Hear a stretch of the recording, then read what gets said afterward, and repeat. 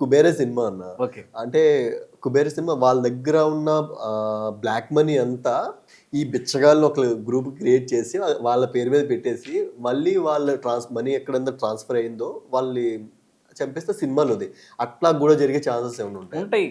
అవునా? డబ్బులు ఎక్కడైతే ఇన్వాల్వ్‌మెంట్ ఎక్కువుంటదో, అక్కడ మోసాలు గాని, ఇట్లాంటి గ్యాంబ్లింగ్స్ గాని జరిగే ఛాన్సెస్ అనేది ప్రతి చోట ఉంటది. ప్రతి ఇండస్ట్రీలో ఉంటదది. Okay. Not only real estate, not only politics. అది సినిమాల్లో ఉంటది. బయట బయట వేరే ప్రొఫెషన్‌లో కూడా ఉంటది. డబ్బు ఇన్వాల్వ్‌మెంట్ ఉందంటే అక్కడ రిస్క్ అట్లనే ఉంటది. అక్కడ అట్లనే ఉంటది. ఇప్పుడు నేను కష్టపడి సంపాదించిన డబ్బు, ఇంతింత డబ్బు టాక్స్ గవర్నమెంట్‌కి ఎందుకు కట్టాలన్న ఆలోచనతో కూడా ఉంటది. సో, గవర్నమెంట్ కూడా దీని మీద వర్క్ చేస్తుంది ఇప్పుడు. మెల్లిగా మొత్తం అందరిని ఇప్పుడు టాక్స్‌లని తగ్గిస్తూ అందరికి డిజిటల్ వైపు మళ్లించడం కావచ్చు.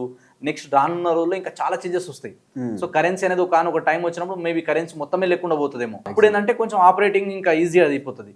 కానీ అది అంతా అయ్యేసరికి అది ఇంకా టైం పడుతుంది కదా. ఆ టైం పడే లోపు ఇవన్నీ చూసుకుంటా ఉంటారు అనమాట. సో, మనీ ఎక్కడైతే ల్యాండ్ మీద పెడితే సేఫ్ ఉంటుంది, ₹2 పెరుగుతాయి. ఆ డాక్యుమెంట్స్ మన దగ్గర పెట్టుకోవడం, లేదా వాళ్ళకి కావాల్సింది కొన్ని ఎమ్యూనిటీస్ ఫెసిలిటీస్ వీళ్ళు ప్రొవైడ్ చేస్తారు. అట్లా చూసుకుంటా ఉంటారు అనమాట. సో, ఎంతసేపు అన్ని నాకే కావాలి, నేనే అనుభవించాలంటే నమ్మకస్తుడు ఎవరో ఒకరు ఉండాలి కదా మనకు తెలిసిన వాళ్ళు.